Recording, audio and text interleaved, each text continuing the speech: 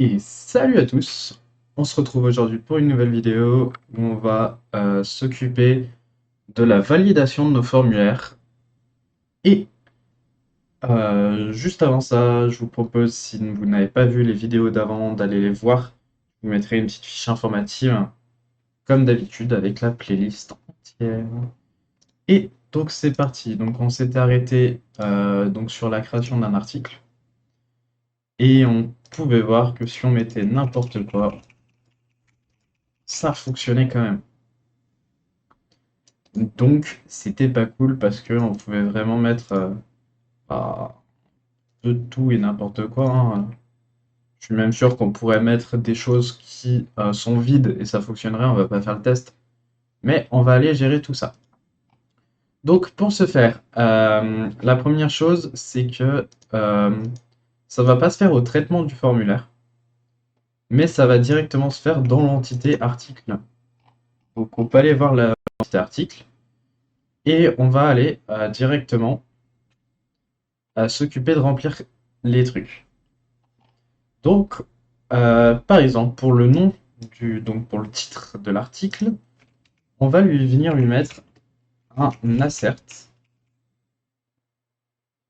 C'est pour faire une assertion et on va lui dire qu'on va vouloir euh, euh, je sais plus lequel c'est, mais bon, il y a de quoi faire, hein. Voilà, length et on va mettre min. Donc minimum, on va mettre 3 caractères. Max, bah, du coup, on va mettre 255. Et après, en fait, ce qu'on peut faire, c'est venir définir des messages, des messages d'erreur qui seront affichés quand on utilisera notre formulaire. Donc, on va pouvoir venir mettre 1000 messages, par exemple, et on va mettre minimum 3 caractères. Je sais pas écrire caractère. Voilà.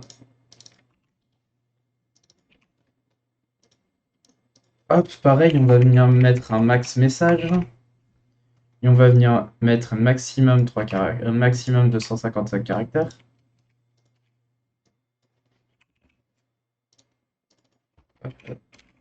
Maximum 255 caractères.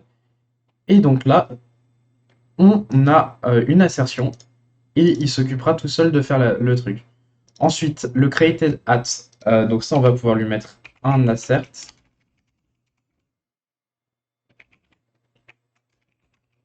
Hop, et ce sera un datetime.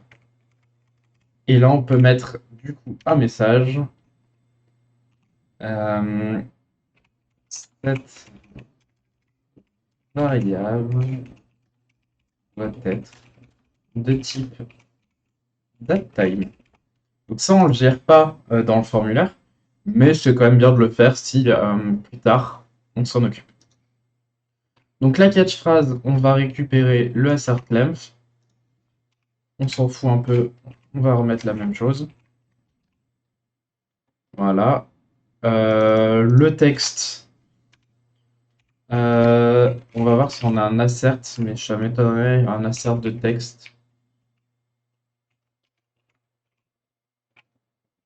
Non, voilà, il n'y a pas d'assert pour les textes. Donc on va rien mettre. La catégorie et l'auteur, on va rien mettre pour le moment parce que on s'occupera de faire des liens avec d'autres entités dans une future vidéo. Donc on n'a pas besoin de faire ces assertions-là. Ensuite, on peut aller voir du coup dans notre contrôleur. Hop, je ferme un peu ce qui sert à rien.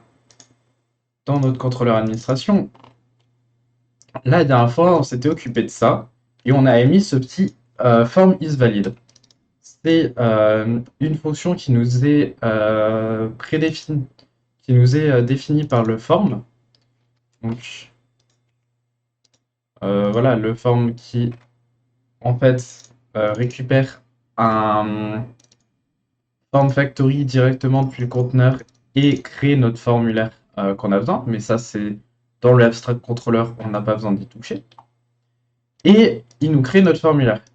Et vu que le formulaire est relié à une entité, ce que je vous avais dit au départ, c'est qu'ici le formulaire, je suis pas dans le formulaire là.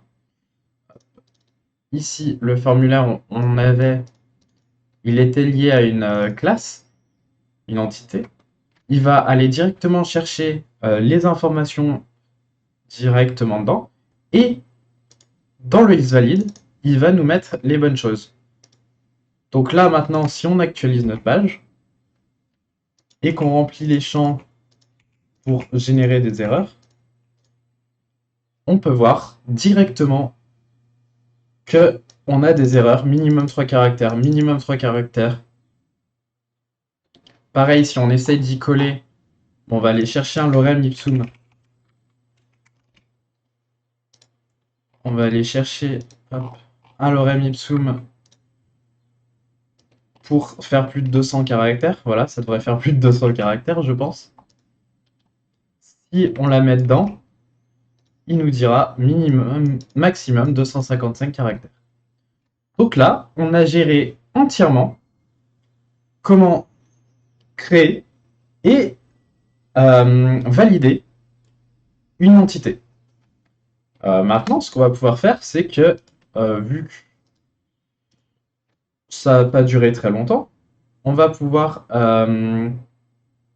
aller s'occuper de faire autre chose, et je pense qu'on va créer l'édition du formulaire, et on se quittera là pour aujourd'hui. Donc, on avait créé les petits boutons, donc on va juste créer l'édition d'un formulaire, et pour ça, plutôt l'édition d'un article. Je raconte des bêtises depuis tout à l'heure. Et pour ça, eh ben, c'est parti, on va créer une autre route, ici, donc qui va être à peu près la même que ça. Donc ce qu'on va faire, c'est qu'on va même récupérer la même chose. On va, à la place de add, on va faire edit. On va prendre la request, et là on va mettre edit. Mais on voudrait bien récupérer l'identifiant de l'article. Parce que, voilà. Donc ce qu'on va faire, c'est qu'on va mettre ça. Et ici, on va pouvoir mettre des crochets et lui mettre ID. Ce qui fait que là, la route, en fait, elle va demander un identifiant. Ensuite, Symfony, on va pouvoir lui demander ici de nous récupérer directement l'article avec cet identifiant-là. Donc on n'a plus besoin de cette ligne. Et il va venir directement récupérer l'identifiant ici, se dire, tiens, il veut un article, on a un identifiant, on le récupère. Hop, j'update le phpdoc. Donc là, il me dit qu'il y a une duplication. Donc c'est normal. On est dupliqué par rapport à l'ajout. Ensuite, on va faire, donc si le form, pareil, on donne de la request. S'il est soumis et qu'il est valide, on va pas le persiste. On va juste le flush, il me semble. Pas dire de bêtises. Et c'est fini. Normalement, on n'a que ça à faire. Donc, on va pouvoir venir mettre un /edit et / là, on va prendre par exemple le 5. Et on voit qu'on a création d'article, et là, on a créé. On aurait deux choix pour pallier à ça. Soit créer notre vue dans nos templates, créer un autre template, donc edit.html.twig, mais au final, on se répéterait beaucoup. Parce qu'on aurait quasiment la même structure. Donc, ce qu'on peut faire, c'est que là, lui, on va lui passer une variable ici. Donc, on va le renommer de add. On va le renommer en forme. Donc là, lui, hop, il me dit qu'il y a des choses à changer, mais bon. Voilà. Ici, on va venir mettre un title. Et là, on va venir lui mettre button. button text même. Ça, on saura bien ce que c'est. Donc, voilà.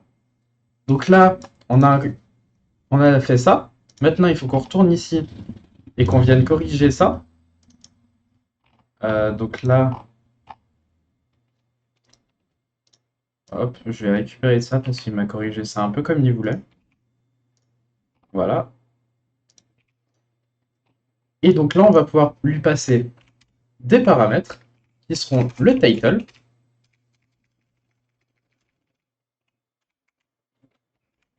Et donc là, ça va être création d'article. Et le bouton, voilà, il me détecte même directement les paramètres à lui passer. Et là, on va lui mettre créer. Hop, qu'est-ce qu'il veut pas? Ok.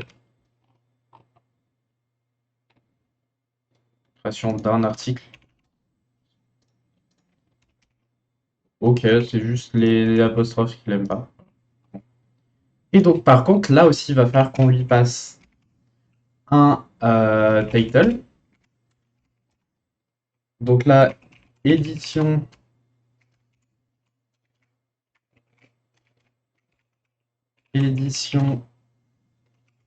d'article. Hop, voilà. Et on va lui passer un button text qui va être du coup sauvegardé. Et là, on a fait une deuxième route. Donc là, si on actualise, on voit bien édition d'article.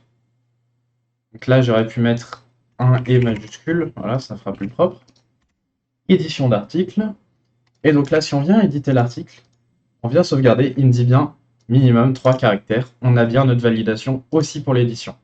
Donc là, je vais lui mettre, on va changer, on va mettre Toto ici, pour bien voir que ça change. Là, par contre, on n'est pas redirigé comme on voudrait. Donc,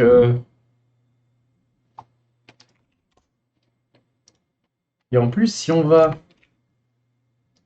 ça ne nous l'a pas changé. Hop, donc là, on n'est pas redirigé, ça ne nous l'a pas changé. Il n'est pas passé là. Pourtant, on n'a pas d'erreur. Et bah si, on a une erreur quand même, mais qui n'est pas affichée. Le createDate, il doit être de type string. Je crois que je sais ce que c'est. C'est le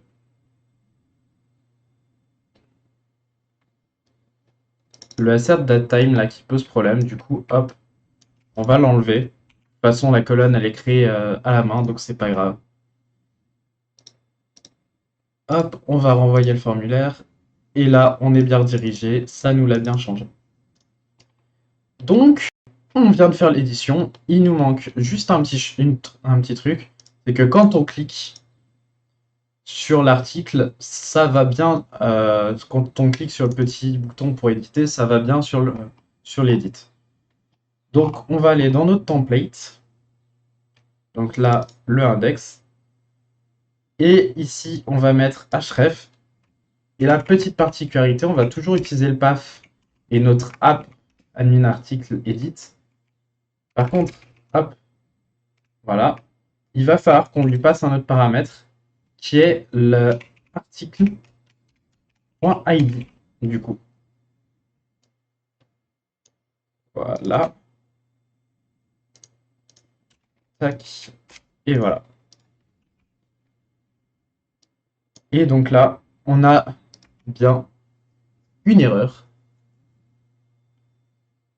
L'argument 2 doit être must be of type array int given.